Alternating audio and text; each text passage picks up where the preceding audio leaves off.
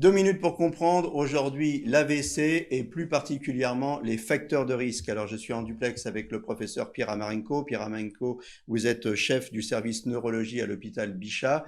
Quels sont les facteurs de risque dans les deux types d'AVC, ischémique et hémorragique?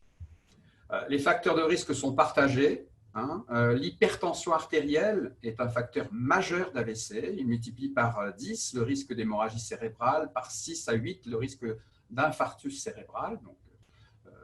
Donc ça, c'est le facteur majeur. Le deuxième facteur, c'est l'hypercholestérolémie qui contribue pour 25%. C'est la part attribuable est de 25% du risque. Ensuite, il y a le diabète, qui est un facteur très important également. On peut dire qu'environ 25% des patients qui ont un AVC sont diabétiques. Ensuite, il y a l'intoxication par le tabac et le cannabis d'ailleurs.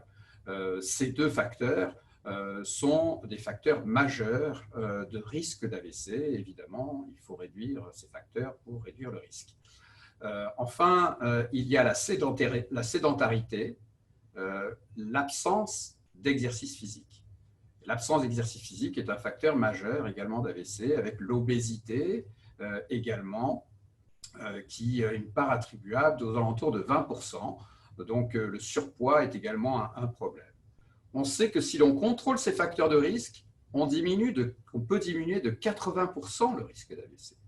Et donc, ça vaut le coup de connaître ces chiffres. Et le message que les gens doivent avoir, c'est qu'ils doivent, à tous les moments de leur vie, connaître leurs chiffres de pression artérielle, de cholestérol, de glycémie.